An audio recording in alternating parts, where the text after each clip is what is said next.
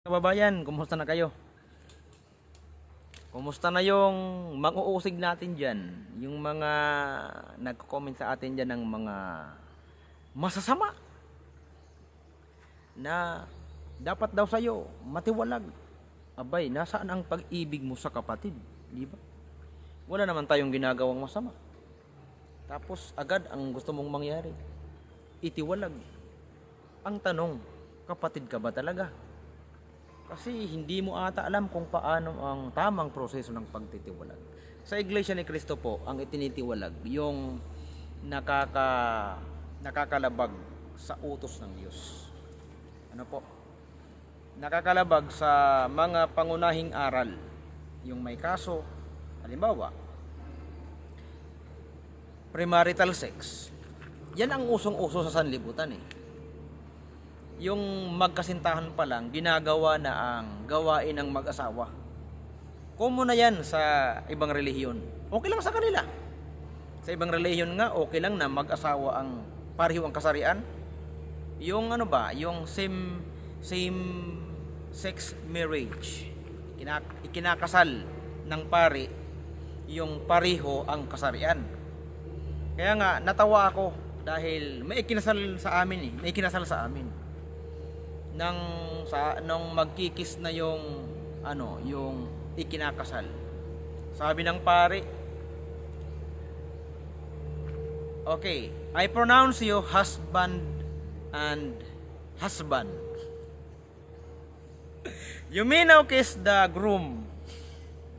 Sino ba sa kanila doon ang bride?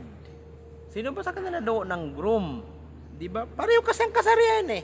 Tapos may ikinasal na rin, pareho din kasi, pareho babae. Kasi yung isa tomboy, yung isa naman babae. Siyempre, pag ikaw tomboy, pag ikaw babae, tapos pumapatalo ka sa tomboy, tomboy ka na rin. Ganun po yun. Eh, tanggap na kasi yan sa syudad sa society natin na yung LGBTQ+.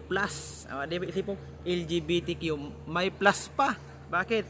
May plus kasi baka raw may lumitaw pa na ibang kasarian. May lumitaw pa na ibang kasarian.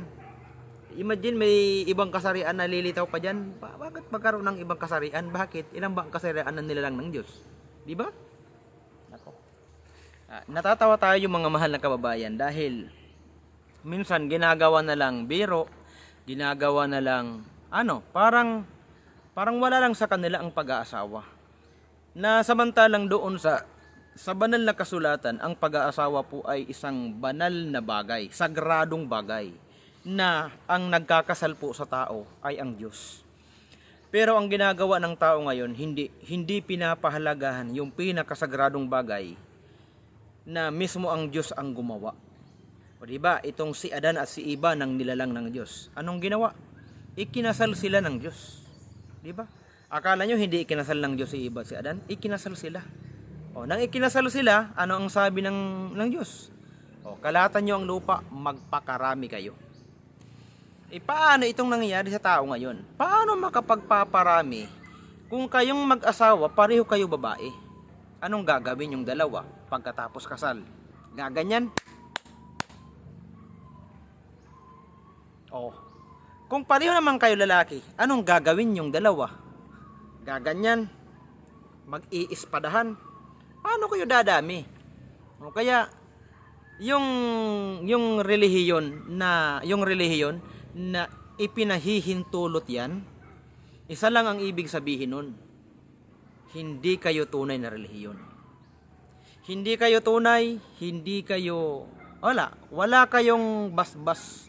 Wala kayong basbas galing sa taas, galing sa Diyos mismo. Bakit?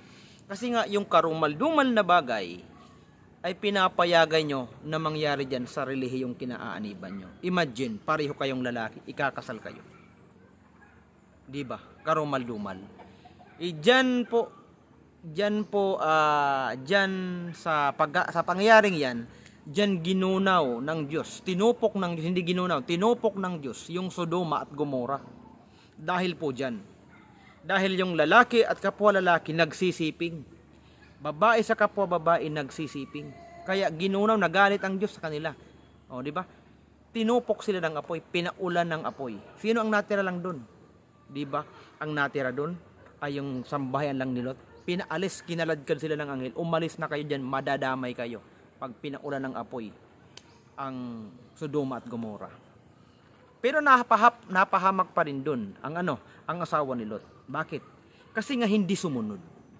Isipin nyo, napapahamak ang tao kapag hindi sumusunod sa ipinag-uutos ng Diyos. Ano ang utos doon sa asawa ni Lot? Sa kanila mismo, sambahayan ni Lot, wag na wag kayong lilingon. Anong ginawa ng asawa ni Lot? Lumingon. O ayun, naging haliging asin. Di ba? Isa lang ang ibig sabihin nun. Sa pagsunod ng utos ng Diyos, diyan tayo mapapabuti. Yung bang pagkasal ng pareho ang kasarian, pagsunod, paglabag. Sagot kayo. O sa lahat ng mga Katoliko diyan, sumagot kayo. Mga kabayan, hindi ko kayo sinasaktan, hindi ko kayo binibira. Gusto ko lang i-realize nyo ang katotohanan. Yung totoo na ikapagtatamo talaga ng buhay ng walang hanggan. Tama ba na ikasal ng pari? Pahintulutan ng papa ng pari. Ikasal ang pareho ang kasarian. Same-sex marriage. Sabihin natin tanggap ng sosyedad pero hindi yan matatanggap ng Diyos. Oo, tanggap ng tao. Ang Diyos kaya tanggap? Yan ang napakalaking tanong yan. Kung tanggap ng tao ang same-sex marriage, tanggap kaya ng Diyos yan? Palagay ko hindi yan tatanggapin. At talagang hindi dahil nakasulat na yan. Ang nakasulat dyan sa Biblia ay karumal-dumal, karimar-rimarim, kahindik-hindik. Ano pa ang pwede dyan? Very harassing, blaspheming. Diba? Ganon po yun. Kaya masisisi nyo ba kami na kami namang kaanib sa Iglesia ni Cristo ay magbahagi ng tunay na pananampalataya para magising kayo sa katotohanan. Yun ang tunay na pagmamahal. Gisingin kayo sa katotohanan at sa pagsunod. Hindi sa kung anong bagay. Tapos nagagalit kayo sa amin. Sana all na lang. Diba? So shout out dyan sa mga kasi ito ginagawang biro nila eh. Okay lang daw kahit bakla ako, okay lang. Kahit bakla ako. Basta mag-enjoy ako. Tapos okay lang na makarating ako sa impyerno. Dahil masasanay ka raw doon pag andun ka na sa dagat-dagatang apoy. Masasanay ka na sa katagalan na andun ka sa. Masasanay ka. May ganun ba? Masasanay ka? Nakalagay sa Biblia. Ang kanilang hirap at sakit ay pailan lang magpakailan-kailanman. Hirap at sakit. Matinding pagtitiis yun. Hahanapin nila ang kamatayan ngunit di nila makikita. Gaano kasakit yun. Tapos nagagalit kayo. Sana all. Diba? Ganon din sa tumboy. Sana naman magising. At sana naman yung mga pari na kapanood nito ay magising na po kayo. Huwag na huwag niyong gagawin na pinagkakapirahan nyo lang ang paglabag sa utos ng Diyos. Mali po yun. Maling-mali. Isipin mo.